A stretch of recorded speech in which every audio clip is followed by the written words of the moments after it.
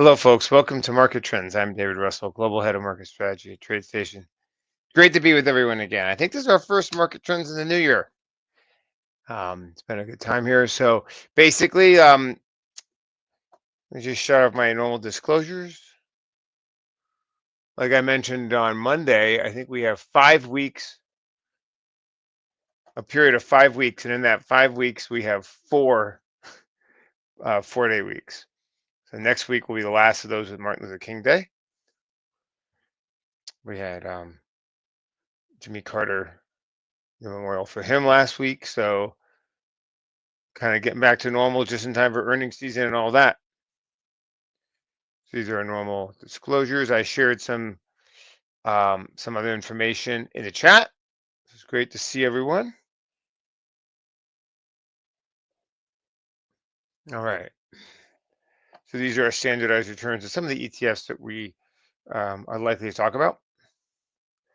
And I think the big thing today is really just kind of a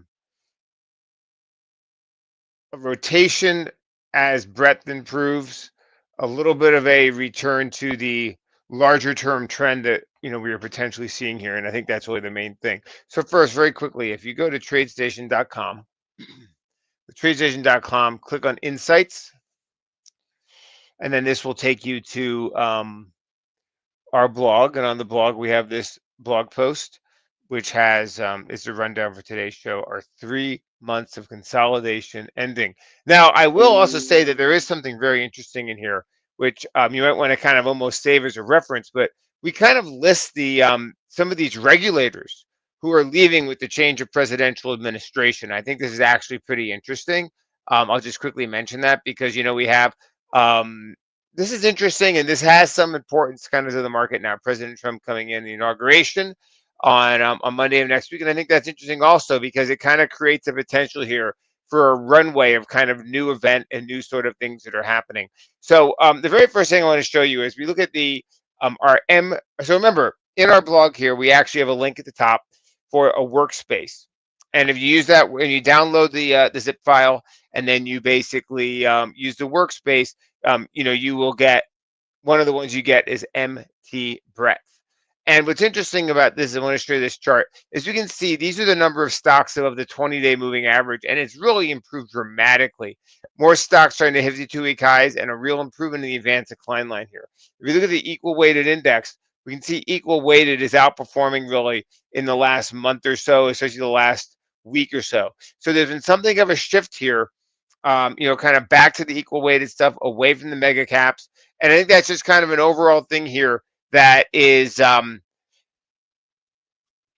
just kind of shows at this point that there's a kind of re-engagement in the market, and also with earnings season and everything else coming in, a potential peak in treasury yields. All these things kind of fit in for, let me actually hide myself here. All these things kind of fit in for a potential, just refocusing on the broader market and kind of getting away from just this kind of narrow focus that we had had for a while. I think the real thing here that's really interesting here. So first of all, the advanced decline line and the idea of just a rotation across the market coming back as people re-engage. But I think what's interesting here is you look at this. This is one of the charts that we show now. I was looking at a level of 59.33, and I've been kind of watching that as a potential support line. I want to just mention it was the low. It was the low on the last Friday of last year. And if you look, you can see that in the kind of period, between around Christmas, around New Year's, it was resistance. We got back below it and we followed through. Now we're trying to get back above it. So from my view here, 59.33 is actually kind of an interesting level, and I want to kind of point that out. If you also look over here, I'm not going to do it in the in my actual workspace, but this has the 63-day rate of change. And what's been interesting is this goes all the way back to when this current bull run began in November 2023. You can see that this 63-day rate of change, which is basically the 3-month trailing rate of change, has never gone negative, and it really, well, maybe by a fraction, but the key thing is it's trying to kind of hold right around 0 or 1% here again. So we have a support line here that goes back to election day. This was election day, November 5th, and we came back. We went under it on Monday, and we came ripping back. Now, on Monday on our State of the Market, we had basically said that was a day that had a risk of going red to green, and it did. And so basically, we have a false breakdown there. And from my perspective here, this is the sort of washout where you have a period of neutrality, and then they try and make it go bearish, and then the bears get just kind of ripped out, or just kind of they get dislocated. It doesn't work. They don't get the follow through, and now suddenly we're back in play here, where people might be saying, you know what, the longer term uptrend here, maybe it is still in play. And I think that's really the key thing we want to be thinking about here. We basically have earnings are expected to grow, I think, 11.7%, but according to FactSet, that would normally, when you look at the normal way things behave, that would normally actually result in earnings closer to 14%. So we now are looking at double-digit earnings for the next kind of 3 quarters. We have kind of, dealt with this idea of interest rates having run back up to a certain extent, and now we have the new administration coming in and all these other things happening. So from my view here, the market's at a spot where 59.33 is starting to go from resistance. It was support, resistance, now support again, maybe. At the same time, we're focusing on the fact that earnings get more active going forward. Next week, we're going to start getting the stream of Trump announcements that are going to be coming out. So all those things create more of a potential here, maybe, for people to say, you know what, this could now be continuation to the upside. And I think that's really the sort of thing to bear in mind here, is that from the longer term perspective here, this is a false breakdown under support, and it bounced. And now I think the bigger question is, take a step back and look, and you realize, like I said, with that 63-day rate of change, in some ways we've gone nowhere since the middle of October. I mean, that was true, on Tuesday. But the key thing is, this market has really gone sideways for like 3 months now, with double-digit earnings coming and inflation not going crazy, and the potential peak of treasury yields, all those things coming into play, potential kind of peaking of the dollar maybe for now. You put all those things together, and the question is, does it go back down and make new lows, or does this actually, after 3 months of weakness, turn into a resumption to the upside? And I think that's really the possibility where people might be more focused here in the coming weeks. I think that's an important thing to keep an eye on, that longer term trend. Now, I also want to mention here that the semiconductor index, it's such an important part of the market. But, actually, let's look over here on this chart. The semiconductor index, I think, is really important here. Taiwan Semi had strong earnings today. TSM. We did a trading view idea on NVIDIA. It tried to rally, kind of pulled back. But I think the key thing is, if we want to look at the stocks, $SOX on the trade, $SOX on the trade station here. I mean, this thing has really gone sideways for a long time. But look at this convergence of these moving averages coming together. So again, Taiwan Semi strong. They had a really strong sort of outlook today. What was it? They basically said that I think they said AI revenue or something was going to double. It was something really positive. But they said something very positive about how AI was driving their business. So here we have the semiconductors, which have obviously been the workhorse of this bull market for the last 2 years. And here we basically have all these moving averages coming together, and we have confirmation of good news from Taiwan Semi. We have also the fact that NVIDIA has the Blackwell coming out. You put all those things together, and we do kind of get into a situation where the question is, does it break to the downside? And I think that's really something that, at this point, or does it continue to the upside? And I think that's actually more here, where this could be the potential to think about. And if this is the case, where you basically have 6 months of sideways movement in the semiconductors that resolve to the upside, you have 3 months of sideways movement in the S&P 500 that potentially resolves to the upside. You have a period of upside of increases in interest rates that potentially halts. You have the focus on earnings returning to double-digit growth for the first time since 2021. You put all those things together, and it might simply be difficult for the bears to take charge of this market. And I think that's kind of the way that some of the things that are popping up on my view here. So I wanted to very quickly mention Bank of America had strong earnings today just very quickly. I have a lot of things I got to rip through really quickly here.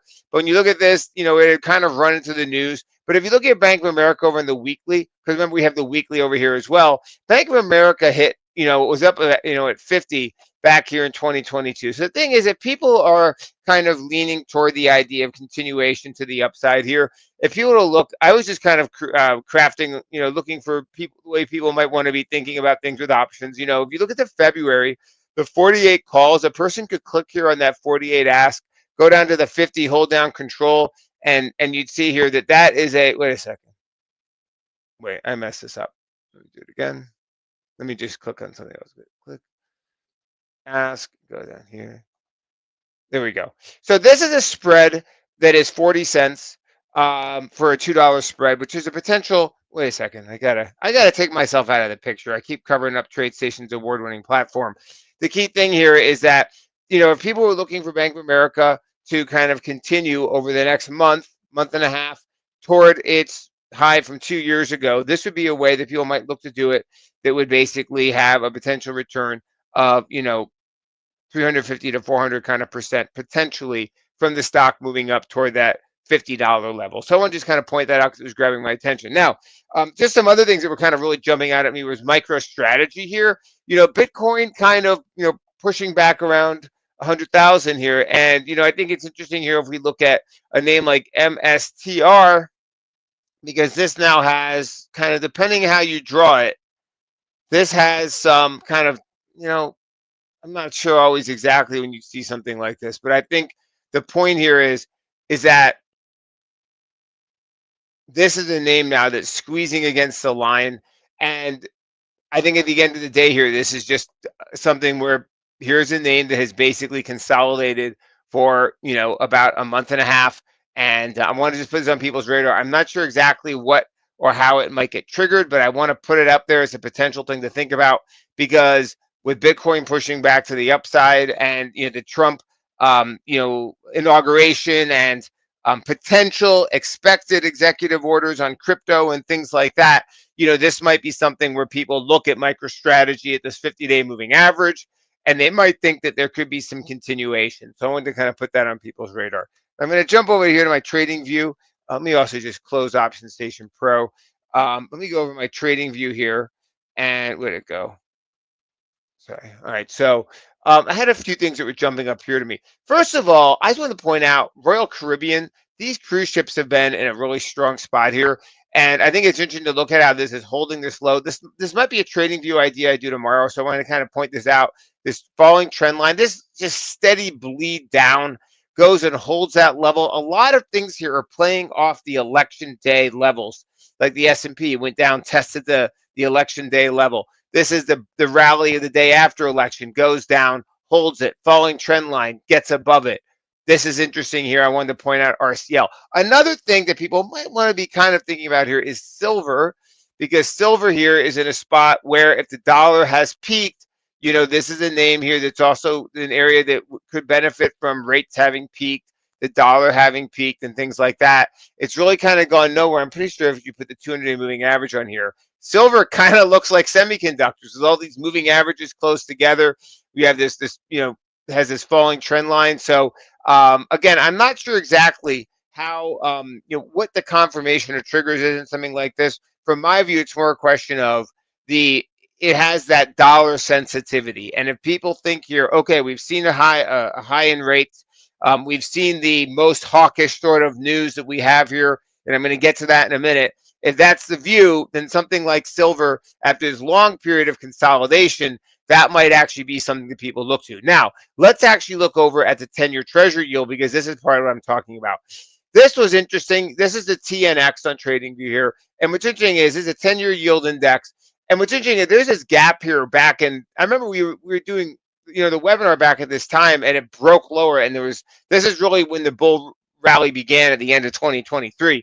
But what's interesting is look at this gap right here, that it basically, that was the high in April. We got back up and tested it here. So I think at this point, people looking to call a top on the 10-year, they might have, some basis for that. Now, to say that it's going to just go straight down or something, that's not necessarily what, anyone would necessarily want to say, but it's more a point of If it has peaked for now and it kind of staggers around and it doesn't continue to the upside, I think this is something that is potentially quite important. And if that is the case, then something like, Bank of America, for example, could benefit from that. The financials, the small caps, um, that sort of thing, but especially something like gold or silver, so or Bitcoin or MicroStrategy, all those things. It's interesting to look at. Interest rates started really climbing back here in September, and that was right around the same time that a lot of these other things have been basically stalled.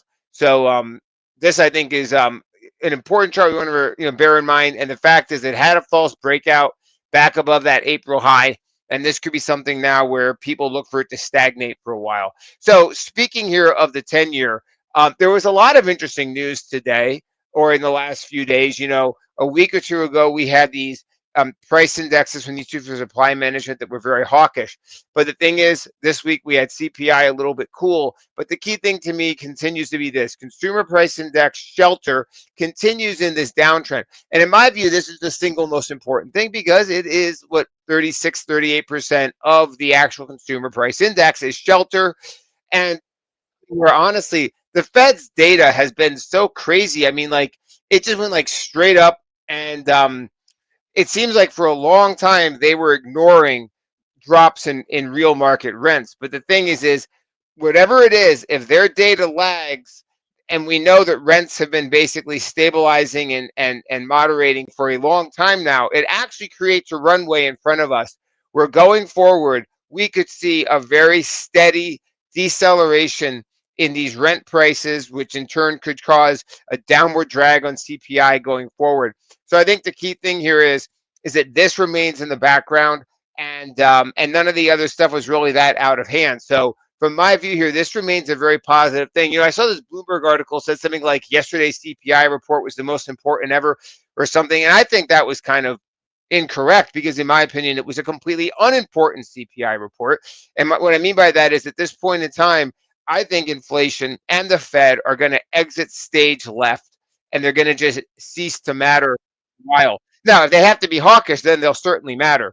But the bigger point is at this point in time, we've basically priced in cuts. We've priced in, all right, those cuts are probably, moderating. But now what do we get? We basically have gotten in the last 2 days, we've basically gotten Austin Goolsbee basically comes out and says a bunch of dovish stuff. John Williams from I think the New York Fed, he comes out and says similarly dovish things. Today, Mr. Waller, who's he? I mean, all these guys, he's a governor. Christopher Waller came on CNBC, and it was quite surprising what he said. If you want to check out his interview, I was surprised. He basically was trying to put rate cuts back on the table. So I think this was very interesting. This Fed talk that we've got in the last 2 days was dovish. Then we had the CPI that was dovish. Then we have retail sales today that were not too hot. We had initial jobless claims start to inch back to the upside. So you put all these things together, and at this point in time, I think an argument can be made that this sort of move in rates has kind of played itself out. And so I really think that's an important thing to bear in mind. Now, some of these are all things here that we are covering. If you look down here, these are in the we cover a lot of these things. Goolsbee said the neutral rate is still lower. Williams said, he basically these comments, and then today the thing from Waller. So all these things kind of point us in a direction here of things looking, pretty, of at this point, it's possible that the pendulum has swung as far toward the hawkish direction. And it's not to say it's going to go back to like rate cuts tomorrow, but the bigger point is that earnings are coming, Trump is coming, the attention is going to focus on those. And like I said, the Fed, inflation, they all just disappear as catalysts for a while, and people focused on other stuff. And that's what I meant when I said that I didn't agree with the Bloomberg report, that it was going to be a super important inflation report. All right, so now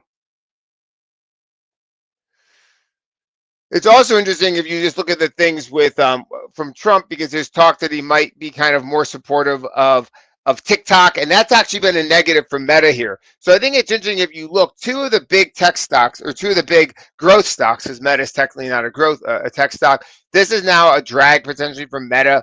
And it's interesting to see now how Trump is kind of like being, he's not as being as hawkish with a few different things. You look at the thing, some of the geopolitical stuff he's been doing. Now he maybe, wants to be kind of not as strict and as, cracking down on TikTok. He wants to be the nice guy. He went from being bad cop to good cop. But the thing is, if he does that, then what does that mean in terms of semiconductors? Because semiconductors have taken a beating in the last 2 to 3 weeks because Biden came out. So if Biden was bad cop, what if Trump is now good cop? And I think that's the thing to remember also at semiconductors here is that they actually have endured a lot of geopolitical, trade restriction risk. So I think this is another thing about semiconductors here that we want to kind of keep on our radar. All right. Also, Apple has not had terrific news lately. I think it's another thing to kind of bear in mind. It's another reason why people might look toward the equal weighted things like small caps, mid caps, industrials, financials, non-Apple, semiconductors. I think maybe anything but Apple. And I think that, they basically have, Mark Zuckerberg came out and was just kind of slamming them, saying they're not, innovative. And then there was news that they've been losing market share in China. So I think you look at Apple here, and I think it has that sort of risk here of just stalling. And I think it's important to realize here is that people might move away from, from Apple and look for other areas in the market. So Apple and Meta in particular among the large caps right now kind of have a little bit of an overhang.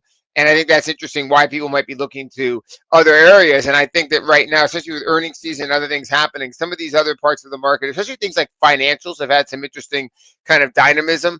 And that is something that we might kind of see some continuation of. So also, when we talk about all these things coming that are not the Fed and not inflation and not rate related, let's go to this tab here called earnings dates. Now, I want to just quickly remind you guys about this is some of the functionality we have built into this workspace. This allows you to kind of anticipate and plan for earnings season. So let's just go here. This is blank as I give it to you. But if you go to data, you can go to add symbol list NASDAQ 100. And now this will populate the NASDAQ 100. You can add your own list of companies. This uses one indicator that I've a custom indicator of mine that I've shared with you guys as well. So make sure you have those indicators loaded before you use the workspace. But this will now allow you to kind of plan to see when the earnings are coming up. And when the average options volume also populates, we'll get a little bit of information on that. This will come in a second. It allows us to kind of see, you can sort by something like market cap. You can say, I want to see like the big companies, and then you can break them off. But come on, see if we get the average options volume in here. It takes a second to populate. Here it comes. But the thing I like about this is, options are great. They can be a way to deal with earnings. And so I wanted to kind of show this. All right. So you can say, I only want to see stuff that trades a lot of options. I'm going to come down here and I'll go, data at label row. Okay, and these are the ones that trade, 59,000 or whatever. Then I can go and I can sort by the date and I can anticipate, who's next? Netflix is next, and then Google or Alphabet, and then you can just go down the list and plan. So I'm just kind of showing you can sort by these different things like market cap, average options volume, but you can also sort by days until they come out. It tells you if they're confirmed or not. So it's just a good way to plan. Like I said, the big things coming up. So we've had this thing of rates moving higher. We've had the thing of the dollar moving higher. And now we have basically, if that fades as a catalyst, then we look to Trump, we look to earnings, and that sort of thing out there. And what would be the effects in the market if rates have peaked, if the dollar has peaked? Well, what are those stories? Let's go back again. Let me just zip through these. Look at the GDX. I think we have to just realize here, the gold miner ETF, for example, this is another thing people might look to, a weakening of the dollar. This could be something, this trades a lot of options. People might look to this name. And then things like, like silver, and then also things like the small caps and stuff like that. So there is that playbook people have for something like small caps if you actually get, this idea of rates falling. And I'm not saying that they're necessarily going to fall right away or something, but right now, as you look out into the future, you can start to see how that narrative has potential to take shape. And you can start to see, especially with these Fed guys. I was really surprised by these Fed guys, these last three guys, Waller, Gould. I mean, Gouldsby's always dovish, but Waller and the other guy Williams. I mean, they were kind of saying, all right, we've had enough of this stuff with rates running up. I mean, they're kind of talking it back off the edge, and I think that's really important to kind of see. So anyway, if those things do take shape, there's certain ways it's going to manifest in the market. All right, I don't think I have any questions. Now I'm going to just very quickly go through and look at some of these other things here that were interesting. I'll just actually just quickly mention that. Look at the S&P here. This is the thing that had the 5933 on it. But other things are been interesting to me are like this is the 9-day rate of change. But the thing is that this has really not gotten like really negative. And I just look at this and it's like it has not been able to have follow through to the downside. Now I could double click on this and I can change it to 63 and you'll see what I mean. We're basically in this bull run, it has simply refused to get negative. See, it goes down, and this actually doesn't go back all the way, but it basically goes down and it refuses to go negative on a trailing 3-month basis. And I think that's just kind of another sort of, confirmation or an indication that we are in, a longer term uptrend. Now, if we look over here, empty breadth, I showed you the key things here. The advanced decline line, this sharp rise in stocks above the 20-day moving average. Things like that overall have historically been, interesting signs that have been,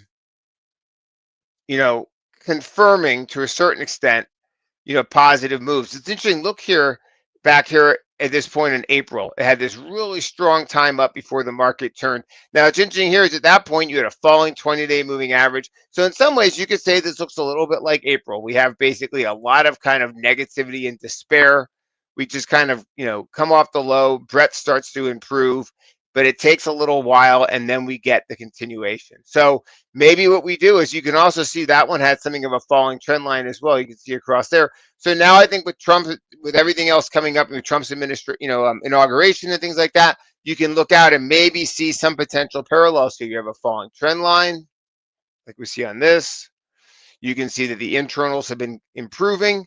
So, and you have this level of 59.33. So put all those things together, and do we get kind of a couple of days, a few days of sideways tightness with the potential maybe to see this thing resolve potentially to the upside, because then we start getting further out. Let's go back to our earnings page here. And what do we get? We start going out, into the period of time after the inauguration. And if you look, what do we get? We basically get, Alphabet, we get Apple, Tesla. Tesla's earnings are usually not as important because they do deliveries, but you have Amazon. So look at after the inauguration here. You've got like in the week after the inauguration, week and a half, you've got all these big names. So I think that's kind of the way to be thinking about here, and to realize that we've had this 3 months of sideways movement. All right. I'm going to just quickly look at some of the other things, see if we see anything on key ETFs. I'm not sure this is enormously relevant right now. I don't think, actually, I should mention that. Let's just actually, I'll zip through my rundown really quickly. There's a few points I wanted to make. Basically, the strong financial earnings. The thing about FactSet, this is kind of interesting. For these regulators, this is another thing. There are clear there are some positive expectations about some of these changes with the regulatory environment. You can Google and read about these people if you don't know them, and kind of get your own feelings about whether their departures would be positive or negative. There are kind of views out there. It's also interesting that that the guy from Goldman Sachs, David Solomon, basically said that we see a backlog in deal making, increased CEO confidence after Trump got elected. So these things also, I think, are interesting. Now, it's also interesting that NVIDIA basically said that in March they're going to have a quantum computing day. So I think that's kind of interesting because there are these quantum stocks that we had actually talked about some time ago, and they've really gotten, knocked lower. But it is interesting here that basically NVIDIA was partially to blame for driving them lower.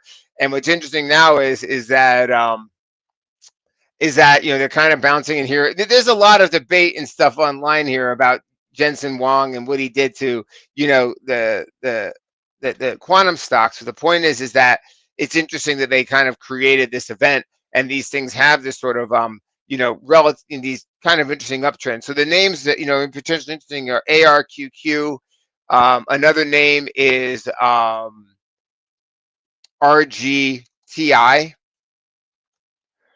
IONQ, and QUBT.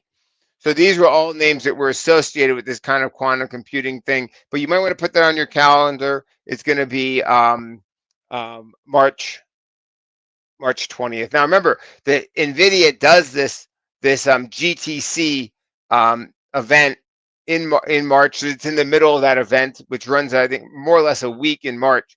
But that's an event we want to just kind of be watching now.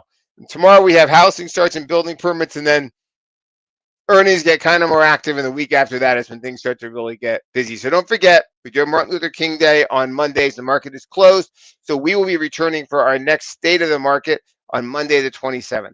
It's great to see everyone. I'll see you next week for market trends, and have a great weekend, and see you then.